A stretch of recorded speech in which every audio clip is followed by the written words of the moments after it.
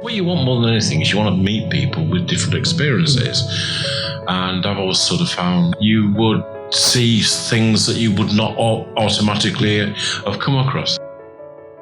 Hello and welcome to the Leaders Council podcast, the podcast for the people who run the country and the people who keep the country running. I'm your host, Scott Challoner, and once again, I'll be exploring a new perspective on leadership, joined each week by a different CEO, CFO, director, president, government minister, and who knows, maybe even one day the foreign secretary, once his hands are a little less tied up with goings on in Hong Kong, of course. The aim here is to discover who these people are, the people who get up each morning and make this country work. We discuss everything from where that idea to start a business originates, right through to how the product of that vision then innovates, and of course the success that makes the endeavour entirely worthwhile in the end. We also get their take on the current economic and political landscape here in the UK. I'm delighted to be joined on today's programme by Gary Gallen, founder of rradar.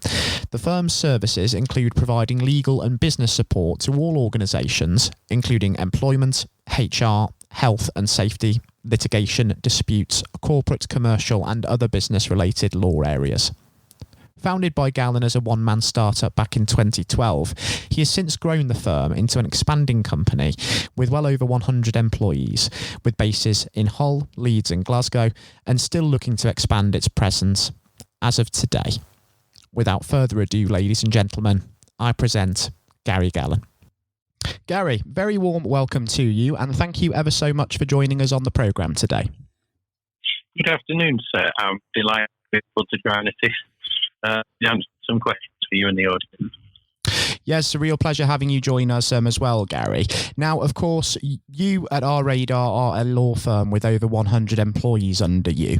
Tell me, how has your business had to change in the wake of the COVID-19 pandemic challenge, and how have you adapted to meet the challenges that has brought about? We are continuing to adapt, actually, with the changes. I think the uncertainty element of certain issues related to COVID-19. So, for example, do we wear face masks? Is it public transport only, or in other circumstances? And air conditioning systems in different premises that you rent for your staff. There's things to adapt to all the time, Scott. But in essence, we are a young business. We were formed only a few short years ago. We're moving from that startup properly into scaling phase. And I think that that's stood us in good stead, that in one way we're relatively agile and young. We haven't got legacy systems and technology problems. We've got cloud solutions. We've got laptops and mobile telephones, headsets, which meant that we were quick and able to have people working from home, productive, engaged with each other, engaged with clients quite seamlessly, and extremely proud of every member of staff, actually, at every level of the business, the different teams, whether they be the Scottish team, whether the Birmingham office, Hull office leads. Everybody was collectively on board with what needed to be done.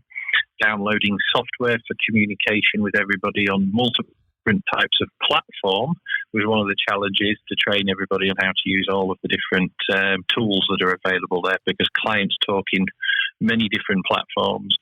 But no, we were very proud of the staff, and I think that young business and the fact our technology is new and we were cloud-based and had a flexible working program, and are a business where quite a lot of our work is done with clients and in client premises, we were able to move pretty damn quickly. That's incredibly encouraging that transition to remote working has almost been seamless, given sort of the nature of the business pre-pandemic. So it's been quite easy, I can imagine, sort of being that business leader almost from a distance, I suppose, hasn't it?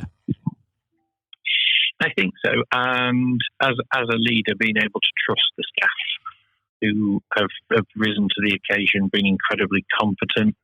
Obviously, personal lives and professional lives have suddenly clashed together in a way never seen before. The nuances now of communication that we're into the month 4 of lockdown, and slowly looking for confidence of how the economy and the country and the world, in fact, will start to come out of lockdown.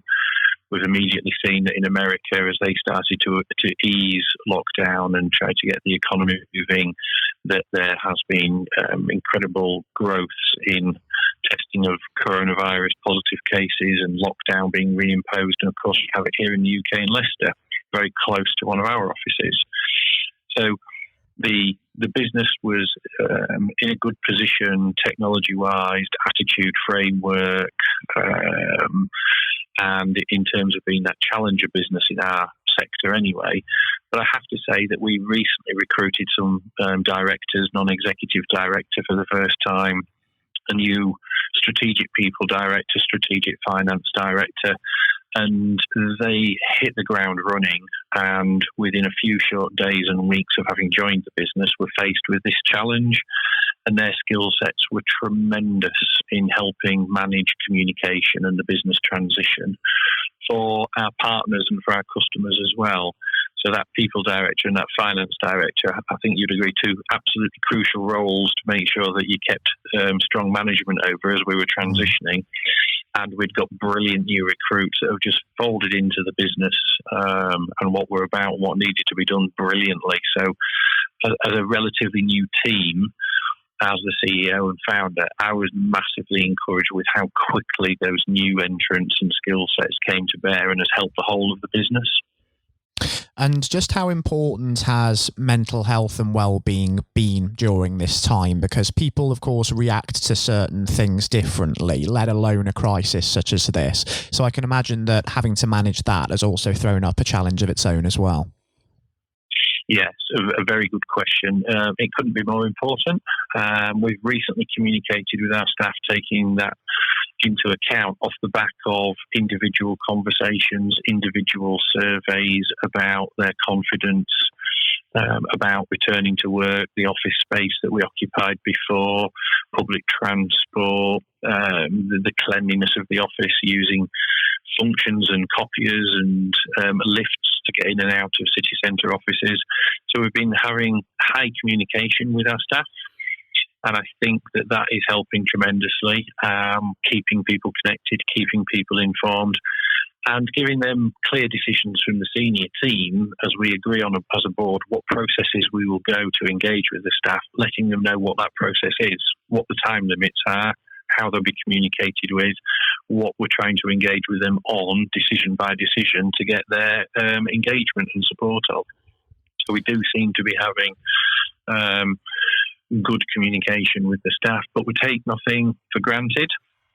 And again, I suppose our new people director and our HR existing team have been absolutely crucial to keeping communication levels high and helping the leadership team have awareness of the dynamics of the workforce, who has got carer responsibilities, childcare issues, who has got relatives that are being shielded, medical conditions. It's been really important to have trust and communication on those issues to keep people informed and confident.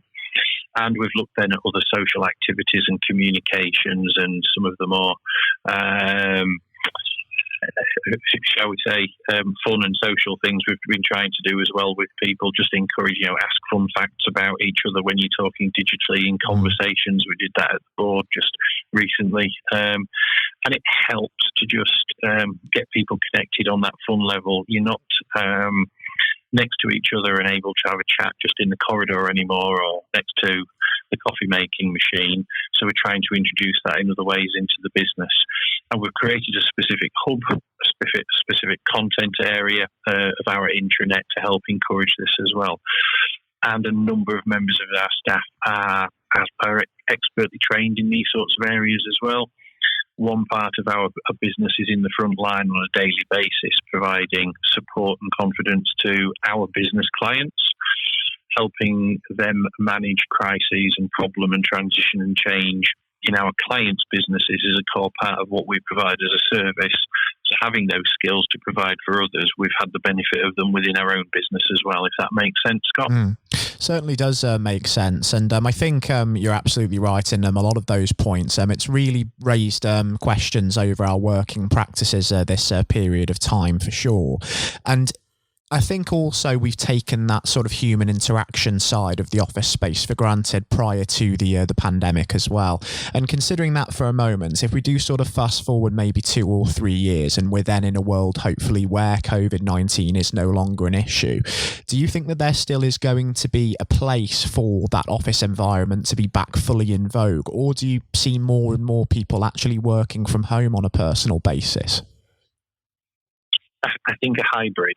I think that there will be a requirement for people to come together and physically socialise, conduct workshops, socially bond as well as professionally bond. I think yes, and there is a huge element of emotional, psychological, mental well-being attached to that. So we mustn't become too disconnected. I think the pandemic is certainly accelerating people's need to address change in their business model, their overhead, their requirement to ask every member of staff to be in an office so that they can see the back of their head.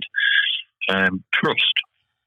Do you trust the people that work with you and that they can be effective, that they can be productive, healthy, well and happy, working other than being in the office location every single day? So I think it's going to accelerate that requirement of trust in relationship. We talk about it a lot in employment law. This will make good on that promise in many respects, that we will be honouring that trust by letting people have more flexible working, rotational staff rotas, home working more, absolutely remote working, whichever term that you want to put onto it, but more adaptable, dynamic working practice, where asking people to be in a fixed hour of the morning and a fixed hour in the evening to carry out their work, unless they've been clocking in and clocking out at those times, are not effective. I think that perception will go. But I also think it's different for different industries. So different rules will apply to if you're carrying out dining and provision of meals and you're in hospitality and leisure, where you need to, obviously that's a service where you're together with other people. There's different in the manufacturing, construction industry. So it will apply differently to different business models, but certainly for ours, we already were quite flexible, but this is accelerating the internal conversation with our teams and to look at being more adaptable going forward. And I think one of the things that I had tried hard to do was to look at a building and create rooms that were there for a purpose. And so that we looked at the activities that we wanted to carry out as a business internally and then externally with partners and clients, and the kind of client-centered business that we wanted to be. So we created rooms and space and environments that were welcoming, that were less traditional, very unlawyer-like, in terms of the colour of the walls, the size of the space, the name of the rooms, etc. So that we started to look at space in terms of what that space needs to have a purpose. It should be driving to an outcome, and that outcome should be to provide a successful outcome to the clients that we serve and that we want to work for. So I think it'll make people look at space. It'll make them look at their building, not just on the basis, do we need less square footage because we're going to allow people to work at home, but we do need to get our teams together, and we do need to be able to look and work with clients. So can we create the space? Can we reconfigure that space so it's more welcoming, it's more attractive, and it's got purpose for use? And I think that's an important aspect that it should be driving. And some of the conversations I'm having, that space for space's sake is no point. You need to look at the activities within it and the collaboration and communication. So we may have staff to come into the office, but it will be for a fixed purpose in a fixed space, driving to particular outcomes that we all agree on with clients and partners, and with staff and leadership as well, that space at that time with those people in it is for real and relevant purpose, if that makes sense as well, Scott. Certainly does make sense. And of course, during this time, I suppose, within businesses as employees, it's quite easy when we need that little bit of direction and reassurance to sort of look further up the hierarchical ladder, as it were, to the executives, CEOs, etc., for that reassurance and that direction. But when you're at the top of the business, like yourself, for example, I'm interested to understand where, in times of crisis such as this, you actually look to for inspiration, with there being nobody above you as such. Oh, great question. And I think the role of a leader is to continually find out what a leader should be. And so role models and learning, I think, are a hallmark of a leader. So I have been lucky in my career that I've met some fantastic people that are now good mentors for me, that are non-lawyers, not from my background, men and women of business and great leadership qualities, where I'm not trying to mimic them and being exactly trying to change who I am, but I recognise there are things that I'm good at and things that I'm not so good at, and where I need to hone those skills and get help and support. And as the CEO, the founder and shareholder, decisions, ultimately, responsibility and accountability, everything comes back to you. So where are the sounding boards outside of the business that you can trust and that you can go to challenge yourself, to hold you to account? Be honest and open with yourself if you're not getting something right, so that there's somebody you can go to that will help you show why and how to adapt and be better, and go back to your business then and be a more informed, better leader. But I read a lot. The internet's great for access to all sorts of fantastic talks and supporting frameworks, and I still go on courses. So the Stock Exchange Elite program, to go and learn from other entrepreneurs in other businesses, to be with peers, to test you and challenge you and fine-tune things, is a great environment. And then the experts that come in facilitating those conversations, looking at aspects of your business. Cambridge, the Cambridge Business School, another fantastic learning program. So don't think that you know everything. Be willing to go off and find places to learn from. You've got to be careful where you look so that you are getting relevant research, relevant advice. But I think you need those physical touch points, those people that have trod the road that you're already on, that you trust and that will help you. But be yourself.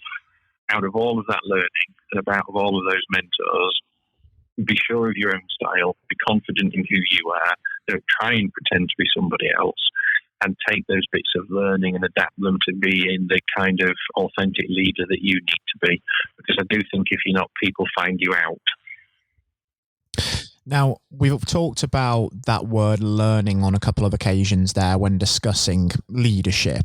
Do you think it's actually possible to become a good leader without actually having that experience of trying things, getting things wrong and learning from them? Because it's almost as if we're in a constant process of development in that sense. We're never the finished article as such, are we? Oh, absolutely. There's a quote that is a favourite of mine. The more that you learn, the more that you realise you don't know. And I love that. And I think part of also the skill is not just the attitude and the willingness to learn. There is a phrase that came out of Silicon Valley that I detest about fail fast. I don't subscribe to that at all. I think a much better phrase is learn fast. Don't introduce the negativity of fail. It's all learning.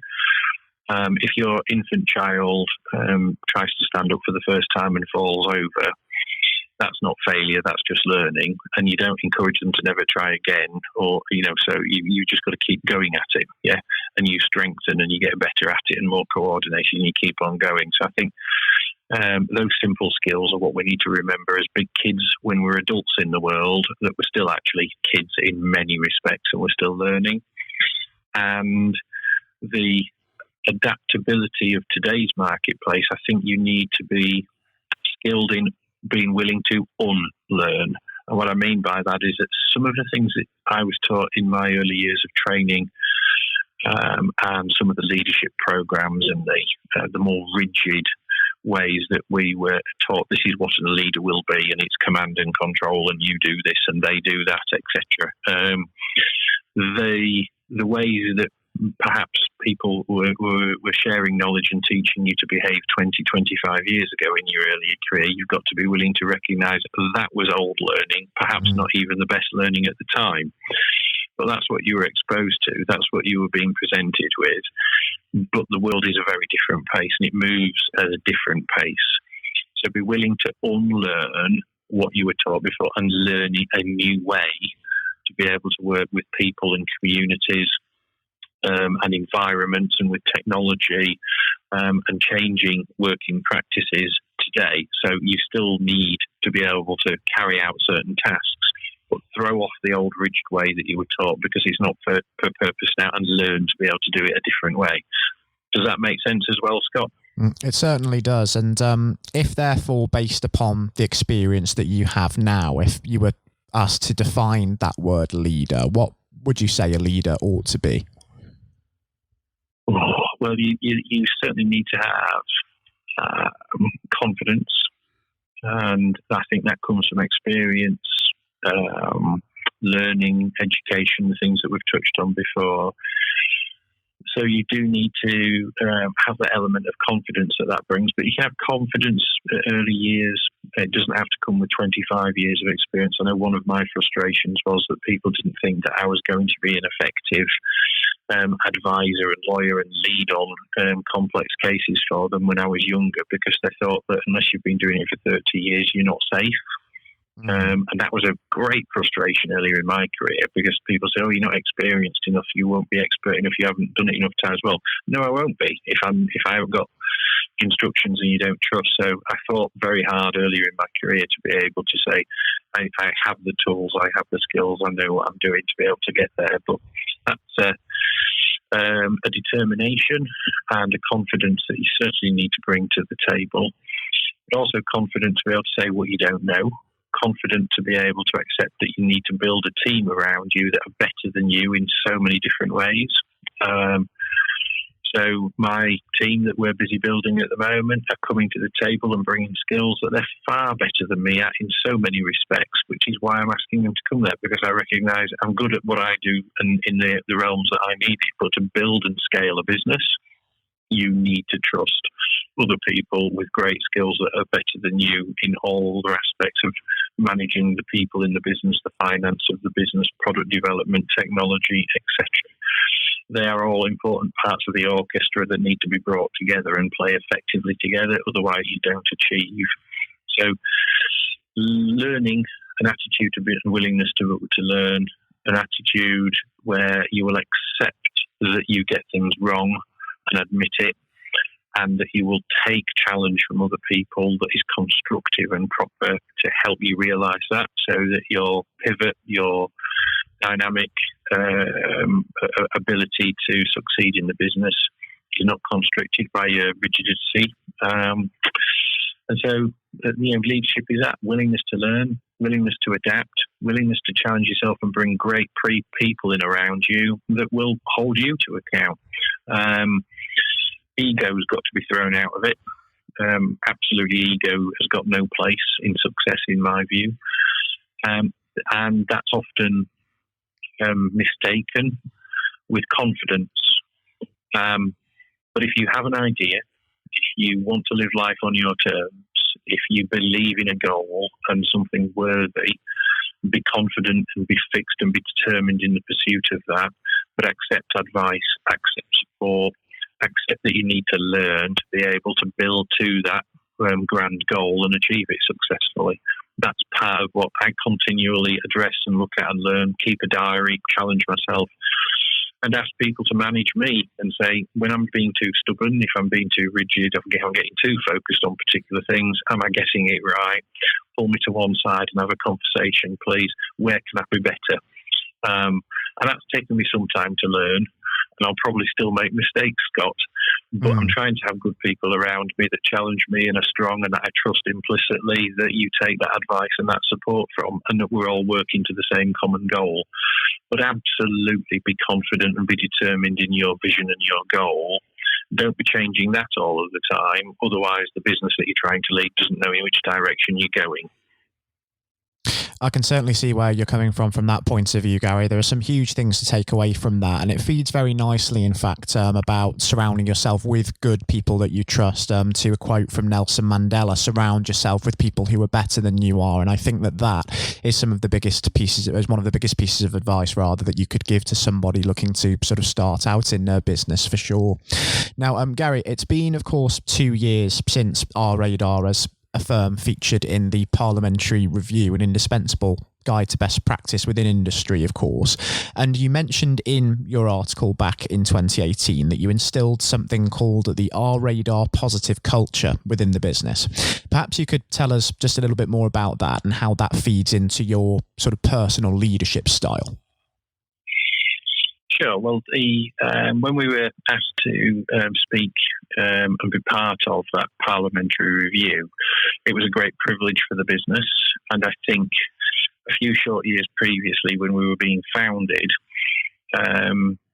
our change model, our platform of confidence that we're trying to build for staff within as well as for the clients without,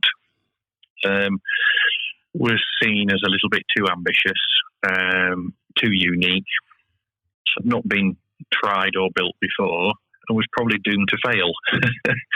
And so we couldn't get funding, we couldn't get access to certain support and things. So that's where the confidence and the determination is. And having worked a particular way and seen a problem in the market for over 20 years, I was absolutely fixed that there was an authentic business to pursue. When you took a legal services model, a risk management model, wanted to work with the insurance and broking industry, and then you were going to take technology and an educational approach to fuse all of that together, you can see why people might have thought that's overly ambitious, it's too difficult to do, it won't succeed.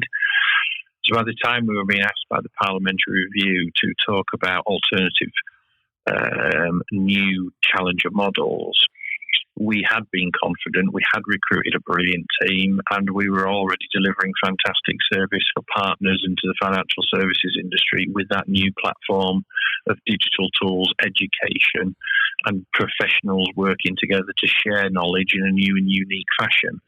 What we're trying to do is take that legal acumen of many experts across the profession, bring them together with teachers and technologists, and share the knowledge to try and show people what they can do, how they can avoid risk, how they don't have to be in conflict, how they can avoid crisis, and how they can perform and be more efficient as businesses, not frightened of rules and compliance and regulation, where we help them adapt them, embrace them and understand them, and work with them effectively to achieve better as businesses. Where we are today, 2 years further on, is probably with having doubled the size of the business, more than doubled the size of the business in that time. We've been able to successfully repay our equity investors that we did go to down in London to help us scale the business once we'd proved the model works. And we're now an independent board, signing new contracts with new partners, recruiting more people, changing the business, definitely, because we're at that very interesting point where that 100-odd people now working in several different city locations for clients across the UK. That model having been proven, we're now going to that next stage of system and process and structure and coordination of so many people in the business now and so many clients accessing the platform. To grow again and to scale further, we have to reshape and change within the business again. So I think what we said back in 2018 holds true, and the success is there with the clients that are contracting with us year after year, asking us to still support them year after year, and more coming to us, and we're growing and recruiting. That's not to say that COVID-19 didn't mean, like everybody else, some things that business partners has approached us to do, they've paused and didn't want to proceed with because it was new and they were more interested in managing their business, etc. And were going into lockdown, so they didn't want to start things new. I think we will see that start to come back, and I think we will start to see that come back this year. There's not much of it at the moment because there's still a lack of confidence and uncertainty of what might happen in the next month or two. But I think that confidence will come back both with it's in our business, but we'll start to see it in the economy and in our business partners. We'll be able to see the next generation of product, the next iteration of support. But I think too much of the economy and too many of our business partners are still just working out what their target operating model is, what changes they still need to go through. Furlough needs to unwind and a few other things. Getting back to school, so the carer issues for people with families is a little bit more certain. But confidence is there and there will be success. There is great entrepreneurial spirit in the UK. There's some brilliant business leaders that I talk to and we work with. It will come back. It's just a little bit of a question of time at the moment, Scott. I can certainly see where you're coming from there, Gary. It is still uncertain times over the course of the next few months as we embrace the challenges of the new normal and what that might bring with it, for sure. And we will, of course, touch on what that might bring for yourself and our radar in a little moment. But first and foremost, given the experience that you've had in, of course, growing the business, not just over the last 2 years, but before then, and also managing the crisis that we're going through at this point in time, if you did have the opportunity to actually go back maybe 10 years, is there anything that you would do differently going forward? If I went back 10 years, yes. The mistakes that I know that I've made, I wouldn't make them again because I've learned a lot. And it was like another great quote from another great person that I follow a lot of teachings from, Muhammad Ali. My father was a heavyweight boxer, and so probably as a youngster I got used to being thrown in the ring and learning things the hard way and getting punched a few times. But Muhammad Ali was once asked a question, are you different now to what you were 10 years ago? And Muhammad Ali said, if I was not different now to what I was 10 years ago, then I failed.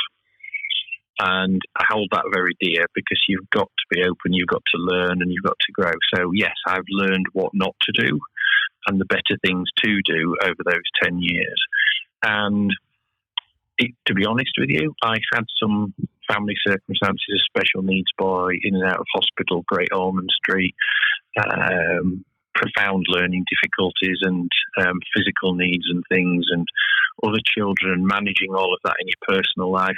I probably procrastinated a little bit too long about setting off on this journey and building this earlier. But I think until some of those circumstances and the care and the understanding of fundamental health and survival rates, etc., I used it, I think, as a little bit too long as an excuse.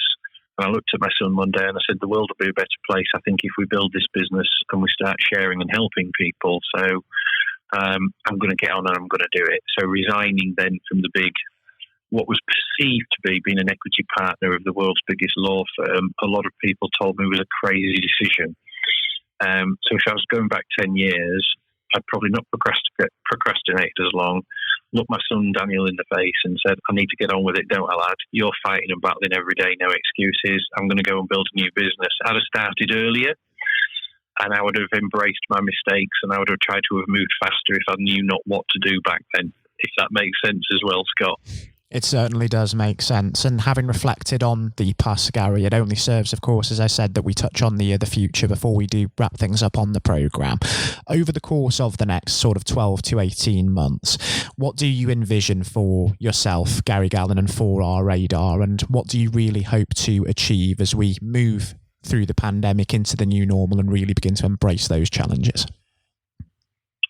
Good question. And I think to deliver on the promise that I've made to my clients and the staff that we will work with more clients, help more people succeed.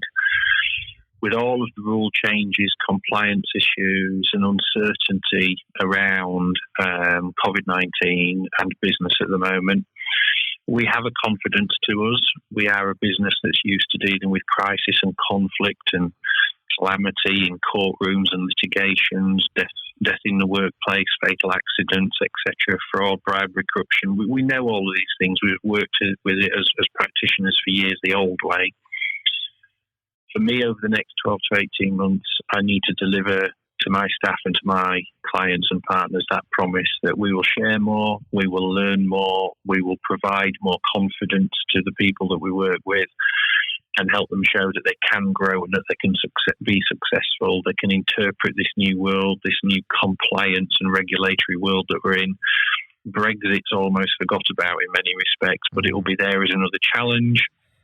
We must rise to that challenge and help more people get the economy stood back up. That would be success for me. Deliver that goal, deliver that promise, help that many people, and be a business of purpose. And I think if we are that, then we'll be successful in every other respect, and we'll continue to recruit, grow the business, and extend beyond the shores of the UK and start to help more people with that model as well. Because in my career, I've been lucky enough to work in many jurisdictions, and I see the same gap, not just in the UK, but in many other countries as well, that needs to be filled. And this collaboration, knowledge exchange model, I think is part of the platform world of the future that we need to embrace. I'd be delighted if we were still pioneers of that for our industry sector, leading it forward, providing thought leadership. And at the end of the day, I get a great kick out of the thanks and the support that we get from clients that said we were struggling, we couldn't see a way forward with this decision, you helped us do it, thank you very much. That's the best reward that you can get, and I love that when that happens, both for the team and the whole of the business. It sounds like there are some fantastic aims there, Gary, for the future, some big ambitions. And you know, given how informative it's been discussing this with you today, I think it would be incredible to perhaps have you back on the programme in a few months' time to join us again, just to see exactly how those hopes are being borne out and assess just exactly what the new normal looks like as well. I'd be delighted, Scott. Thank you for wanting to listen to a stubborn old nut from up north in England and having you think that there's something valuable in that. You're very kind. Oh, no, Gary, it's been a hugely insightful experience having you join us, not just from my perspective, but also from a listener's point of view, I'm sure, as well. And also a real pleasure. And until we do hopefully speak again in the future, which I'm certain we will, do take care and do stay safe with all still going on in the world at the moment, because as we both know, I'm sure, we're certainly not quite out of the woods with the COVID-19 situation as of yet. Yeah, well, thank you very much, and I'd reflect that back and stay happy, healthy and sane as much in equal measure as you can do yourself, Scott. And that goes for anybody tuning into this. Do be sensible, stay home where you can and look after yourselves, because it really does make a big difference in saving lives. That was Gary Gallen speaking, founder of rradar. I hope you all enjoyed the interview and, of course, learning more about how the whole team at the practice is continuing to raise standards even throughout this challenging time. Coming up next on the programme, I'll be handing over to Jonathan White for his exclusive interview with former England cricket captain Sir Andrew Strauss. Since his retirement from playing, Sir Andrew has become the Director of Cricket for the England and Wales Cricket Board. However, during his days as a player, Sir Andrew joined an illustrious club of just 3 England cricket captains to have secured the Ashes, both at home and away in Australia.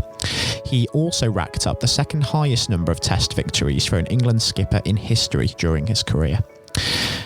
I hope that you enjoy listening to the interview just as much as Jonathan relished the opportunity to speak with Sir Andrew himself, and all of that is coming up next. Hello and welcome. I'm Jonathan White, and today we are joined by Sir Andrew Strauss, former captain of the England cricket team and former director of cricket at the ECB. Sir Andrew, thank you very much for joining us today. Real pleasure to be here. Thank you. The pleasure is all of ours. You know, and you've had a distinguished career, as I said, both on and off the pitch in English cricket, recognised not least with your knighthood for services to sport just last year. So congratulations on that. Yeah, thank you. Now, there have been ups and downs in the career, like any career, including public and private disagreements with certain individuals. And on that front, I think what everybody wants to know, have you finally forgiven Marcus Trescothick for giving you that stupid Lord Brocket nickname? Well, my recollection was that it wasn't Marcus Trescothick who gave me that nickname. It was actually Mark Butcher. He's to blame. You know, I think there were a lot of people. It was the senior England teams at that time who wanted to sort of put me in my place. and make sure that I didn't get above my station. So thankfully it didn't particularly stick other than within those group of players. And you really did try and get on their nerves by getting above your station because, of course, in your first outing, you went on to score 112. Now, am I right in saying this, perhaps, that you only got there because Michael Vaughan did himself an injury? Well, that was the reason I got on the pitch in the first place. Yeah, absolutely. I mean, you know, it's often sort of misunderstood or misjudged the role that luck plays in an international cricket or sporting career, full stop. And, you know, I was waiting patiently in the wings for an opportunity, and it didn't really seem like an opportunity was going to come along. And then, you know, I've only got injured in the nets, and there was my chance, and I had to kind of grab it with both hands if I could. And you certainly did. What was it like then to see your name being put up on the Lord's Honour Board after your first appearance?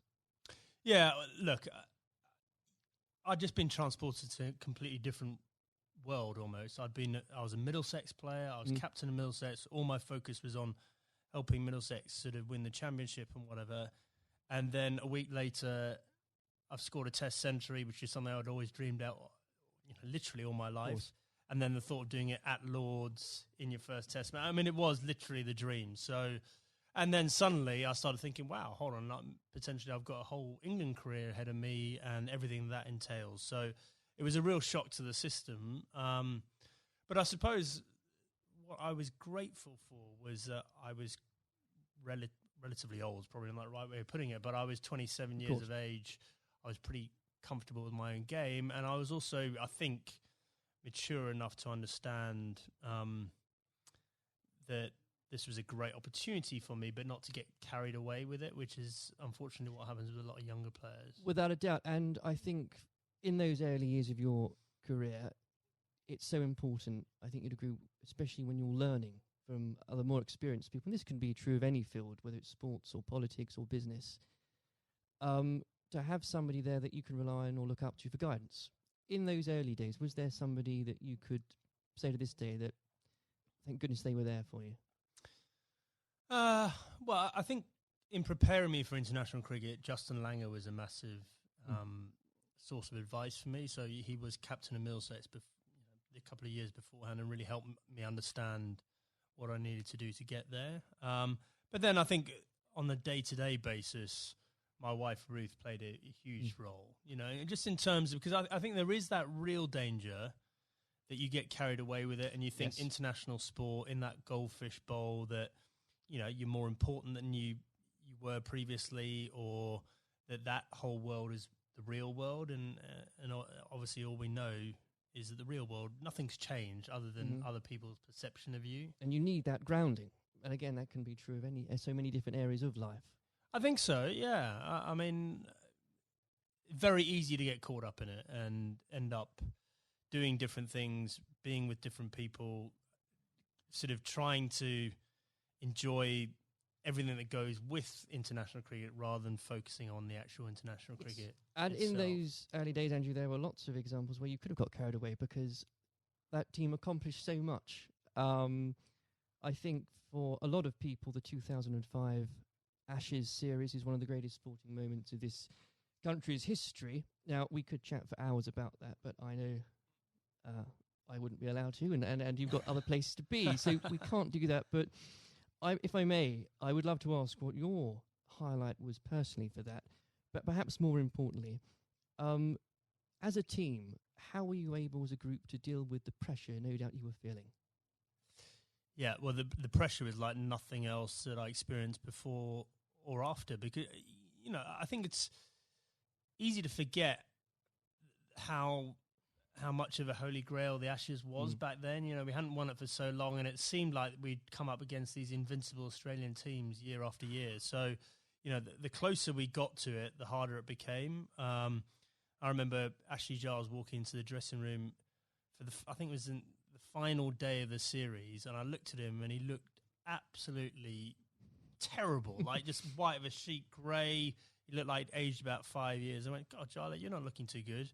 And he went, yeah, it's not surprising. I haven't slept for 8 weeks. And I went, well, join the club. You know, I think we'd all been sort of living this behind our own closed doors. And It's just an extraordinary thing, and without doubt, the highlight was number one, drawing that game at the Oval to make sure we won the Ashes, but also the day after. That open top bus parade around London, and to understand that we'd broken out of the cricket bubble, that they're just general sports fans or just people that were interested in seeing England win at something were all engaged and completely besotted by the whole thing. I think that's such a key point now, because there were so many people back in 2005 that may have not even given cricket a second glance, and it put a whole new generation, especially of children, school kids, into loving that sport. And so beyond the actual competition itself, what a fantastic thing to be able to say was accomplished for absolutely. Everything you say there is absolutely right. Like we just sort of opened the doors of cricket to a whole new generation. But probably more importantly, it was the one and only time in my life that I got papped outside a nightclub that night when we were celebrating. I felt like I'd really arrived as a celebrity. Yes. It only happened for that one night, unfortunately. But I did ask for a highlight, and if you didn't perhaps give a specific one on the pitch, so I would suggest perhaps that catch at Trent Bridge. No. I mean, the catch at Trent Bridge was, you see a ball, you stick out your hand and it goes in. I think my personal highlight was I scored 100 in that fifth Test match under real pressure, and that was one that, that wasn't a moment, that was a number of hours, and I had to dig pretty deep to do that. Now, obviously, not that long later, and you were lucky enough and privileged, I'm sure, no doubt, to serve as captain. And whether you like it or not, you become the focal point of criticism. You were looked on, up to, and relied upon to be strong, especially when the going gets tough. You become a leader in many senses of the word. During your time as captain, what qualities does one require to fulfill that role? Well, a fair amount of resilience for starters. You're absolutely right. I remember when I got the role, it did feel like the biggest sort of poison chalice of all time, and that sort of a litany of England captains had sort of been churned up by the job prior to me taking over. So there was that sort of realization this is going to be a tough thing to do, and you're going to have to dig pretty deep. But I think actually the most important thing was sort of just pushing all that noise to one side and just clarifying, okay, if I'm going to do this job, what is it that we really want to achieve out of this? And so suddenly that becomes a bit more exciting and a bit more enticing, the idea of, well, we can do something that's never been done before here, and I've got the opportunity to play my part in that. So, I think that was a big part of it for me. I think a lot of those qualities around leadership, I don't think you have them until you're in that situation. Absolutely. It's very hard to prepare yourself properly for those sort of situations. And when managing a team, you're required to manage, of course, what some people could call big personalities. Others could use different, shorter words. How poisonous can it be, when players, and indeed, and this applies again to so many different areas of life, when individuals think they are perhaps more important than a team? Well, I think probably worth broadening out that a bit. I think there are all sorts of different people that you have to sort of contend with in a team environment, and the job of the leadership or the management is to try and sort of gel them all together and get them bought into what you're trying to do and whatever. So, there are some people that are a bit more self-absorbed. There's some people that are slightly more maverick in the way they view the world. There's some people that are very quiet. There's some people that are, perhaps very worried about what might go wrong. And so you've got to try and understand all these people individually and try and get the best out of them. But there was definitely a line there for me in terms of embracing difference up to the point where someone following their agenda was going in a completely different path from the team's agenda. And, if and when that happens, that should be a problem for a leadership. And if it isn't a problem, then you're not doing your job properly. Absolutely. And with all that in mind, actually, and perhaps this is a bit of a mean question, but what advice would you give to others in a similar position, leading a team, being looked up to, what would be the key advice you'd give to them, and that you couldn't really do without it? Just generally about leading a team? I think so, yes. Okay, number one thing about leadership, I'm absolutely certain about this, is that the people you're leading need to know that you care about them. And if they genuinely believe you've got their best interests at heart, they will forgive all sorts of other inadequacies you might have, and I definitely had many, because they'll know your heart's in the right place, and they'll feel comforted. There'll be a degree of sort of psychological safety or whatever you might term to make sure that the team comes together when the going gets tough. If they genuinely don't believe you care about them and you're in it for yourself, doesn't matter how charismatic you might be. It doesn't matter, how gregarious and how impressive you might be as a person. They will be wary of you, and they will start looking after their own interests very quickly. Now, in 2015, obviously, you were appointed as Director of Cricket at the ECB. You took some pretty major steps early on. You brought in Trevor Bayliss as coach, was brought in. You put a much greater emphasis on limited overs cricket. Now, in the abstract, what had you identified that needed to be changed for English cricket? And were there qualities that you had developed, you'd found out you had as England captain, that you were able to bring over the job? Okay, so the first thing was, we had this unbelievable opportunity of the World Cup on home soil in 2019.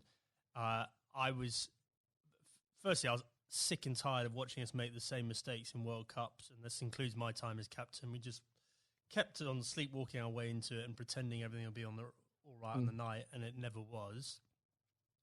And so I definitely made it our priority to win that 2019 World Cup. I thought that was more important than anything else that was going to be taking place in my tenure. And I knew in order to do that, we had to completely shift our perception of white ball cricket. Quite a radical shift from what we were coming from. Yeah, but the rest of the game had moved on. Yeah. And the rest of the game had understood that white ball cricket was playing an increasingly important role in both financially, but also in terms of players' focus and interest. Yes. And we had to move. In fact, we didn't have to move at times. We need to get ahead of the time. So, we had to completely shift both our philosophy, but also the way we played in order to do that. And I was very lucky having both Trevor Bayliss and Owen Morgan, who were prepared to sort of role model that and lead that through. And the second part of your question around what had the England captaincy sort of done to prepare me for the role, I think I was comfortable leading. I knew the environment. I knew what I was getting myself into. And in the early days, I could leverage some of the relationships that I had with the players. But actually, I found it a very different challenge because you are so far removed from what's going on the ground. Right. And so, you're relying on other people to have to buy into what you want to happen and then do it themselves, and often, in different time zones in different parts of the world. So that was a very new experience for me. Well, I think the strategy paid off, and I don't know about you, but when watching that World Cup final, again, as so many people did in this country, it's once again inspired another generation of especially school kids who, again, might not have given cricket a second look, who have now become avid cricket fans. I know of some, and what a wonderful thing that must be. Yeah, it was an incredible day, wasn't it? I mean, I think in our vision, like when we're talking about the opportunity of winning the 2019 World Cup, I had this vision in my mind of Lords on a sunny day and a close finish and the incredible kind of, emotion that went with it. No one could have dreamt how it played out. I've never seen anything. I've never seen a game of cricket like that in my whole life, and for it to be the World Cup final was quite extraordinary. I know some fantastically avid cricket fans who were Googling there and then what exactly the rules became, because so was I, actually, yeah. Absolutely. Now, Andrew, in your wife's memory, you established the Ruth Strauss Foundation last year. In doing so, whether you'd admit it or not, yourself and the foundation has become an inspiration to thousands, husbands and wives, mothers and fathers, sons and daughters. Please do take some time, if you wouldn't mind, Andrew, to explain to the listeners the work the foundation does and what it's been like to lead a project like that. Yeah, thanks. Well, look, I mean, we obviously had a very tough journey as a family. First of all, Ruth being diagnosed. Ruth was someone that was always well. You'd never think she was going to be someone that was sort of laid down by cancer. And for us to find out that she had lung cancer was extraordinary. She'd never smoked a cigarette in her life. And I think we all had this perception of lung cancer being a smoker's disease. Absolutely. And so just having gone through the experience and obviously some very low times and us coming to terms with the fact that Ruth had stage 4 cancer and she was going to die, we learnt a lot in that process. And thankfully we had time for me to speak to Ruth before she died about legacy and what we could do to make something positive come out of, this experience we'd all been through. And so after she died in December 2018, I came back and launched a foundation with two focuses. Number one, to fund research into these rare forms of lung cancer. These are the non-smoking lung cancers. 5,000 to 7,000 people each year in this country are diagnosed with these. No one knows why they're getting them, but they're on the increase, and it's young women that are affected more than men. Extraordinary numbers. Yeah, I mean, in the list of top 10 cancers, it's number 8. Rare forms of lung cancer, number 8. So it's not really rare. It's probably a misnomer, but it's, we're really lacking in funding and understanding. And then the second element, and probably this is in some ways more pressing, is to help cancer, anyone who's got cancer who has an incurable diagnosis, to help them and their families prepare themselves for death. And so in order to do that, we need to be able to find ways of them having open conversations with each other, because if you do this well, it should help the bereavement afterwards if you're well prepared for it. It's not something people like to do. I was very lucky that Ruth wanted to do it. But also we have to have that debate about the taboo of death and, effectively how uncomfortable we are talking about it, and certainly how bad we are preparing for it. If you think for a moment about antenatal classes before you have your baby, like how we're preparing you for how your life's going to change, and we do nothing around death, even though we're all going to experience it in one way, shape or form. And, I think as a society, we need to be better than that. We've come a long way in so many different areas, and especially around mental health, and we can do better about death. There's no doubt about it. Well, I think the foundation is leading the way in breaking taboos on that front, because they need to be broken. I know the foundation is going out some events later this year, so if you could tell us about some of those, that would be... Yeah, so we've got a couple of big ones coming up. So the Westminster Mile, which is a very inclusive, if you're think about a marathon, but just think about just doing a mile of a marathon rather than 26. Sounds ideal. So we've got grandparents, we've got little kids, we've got people pushing prams, so that we're going to get as many people as possible to play their part in that and raise some funds. We've got the Red for Ruth Day at Lord's again, so that was an incredible day for us last year. Whether you were there or not, especially if you were there, I mean to say, but whether it was the photos in the papers the next day, what an I think it was the 15th of April, wasn't it? What an extraordinary day, and what an overwhelming day that must have been for you. Yeah, absolutely. Well, I mean, an Ashes Test match is a big day anyway, and then for us to have that extra element of the Red for Ruth Day, and to see the wave of support, myself and the boys were incredibly profoundly affected by that in a good way. We felt so much love and support there. And then the foundation is directly benefited hugely by the funds raised. And we want to take it up a gear this year and make it more of a community thing, not just the day at Lord's. I even saw some of the stuffiest members of the MCC, Andrew, wearing red. So what an extraordinary thing. Yeah, well, a lot of them wear red trousers anyway, I think. But absolutely, they were right behind us. And, we really want that to be something that's embedded in the English summer, just like the McGrath Foundation Days in Sydney in Australia. Well, it's been a complete inspiration, and I very much hope we can talk about that perhaps late in a few months as well. Absolutely. Before we go, as I'm conscious of the time, it's also an exciting year for domestic cricket, not least because of the introduction of the 100, not without its critics, Andrew, I know you're a big proponent of it. The Blast has clearly shown that the short form of the game has brought cricket to a new and growing audience, exciting games. What do you say to those that ask, why do we need the 100 as well? So the 100 is the most important step forward in domestic cricket in this country ever. And the reason for that is that increasingly, there's two things. First of all, we need to break out of the cricket bubble. So the Blast followers tend to be the same people that follow other cricket. Right. And therefore, that's a small audience and potentially a declining one over time, even though the Blast sales are increasing. We need to break out of that and try and get more general sports fans into cricket. But more importantly, just the way the tournament's set up, and it's one game a day over a 6-week period, broadcasters will pay money for that. And therefore, what we're trying to do is reduce our reliance on international cricket paying all the bills. If you think about Test cricket and some of the issues around the world, we just can't rely on that money coming in to fund the game. So we need to find another way of doing that. I just think it's going to be an incredible success. I'm so excited about it.